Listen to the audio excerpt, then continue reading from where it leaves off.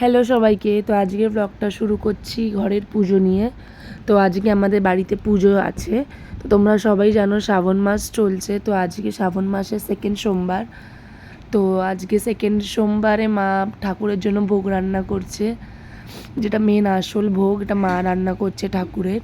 তো এখানে পায়েস আর খিচুড়ি মা বসিয়ে দিয়েছে, প্রায় হয়ে গেছে। তারপর লুচি করবে, আলুর দম করবে, আর 5 রকমের ভাজাভুজি করেছে মা ঠাকুরের জন্য। আর বাইরে এখানে বাইরের ভোগ করা হচ্ছে সবার জন্য, দেখতে পাচ্ছ। তার মধ্যে আমি আবার বেরিয়ে পড়েছি ওই নতুন বাড়ির জন্য, কারণ ওখানেও আমার বাবা মহাদেব আছে।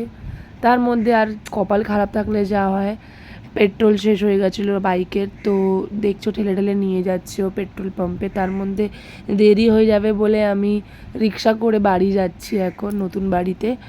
কারণ আমি যদি এখানে দেরি করে ফেলি তাহলে ওখানে গিয়ে আমাকে আবার বাড়িতে গিয়ে পুজো দেবার আছে।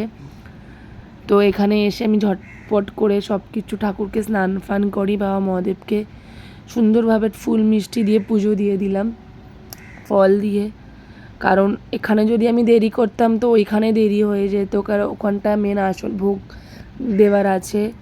আর ওখানে এখন অনেক কাজ। তো বেরিয়ে পড়লাম বাড়ির জন্য। তো রাস্তায় আছি, এখন বাড়ি যাচ্ছি, কারণ আমি গেলে মা উপোস ভাঙবে। আর মেন আসল ভোগটা আমিই চড়াবো ঠাকুরকে।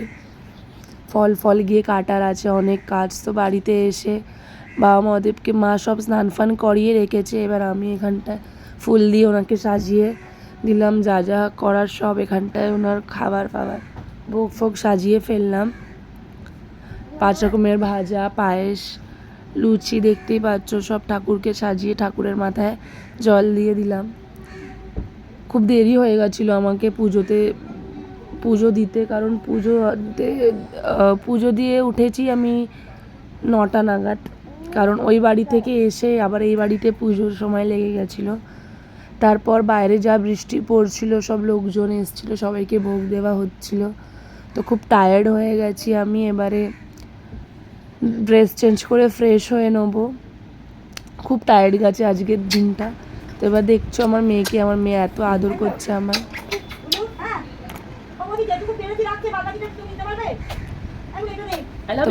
ব্লগটা ভালো লাগলে লাইক করে দিও, সাবস্ক্রাইব করে দিও। টাটা, বাই বাই, ভালো থেকো সবাই।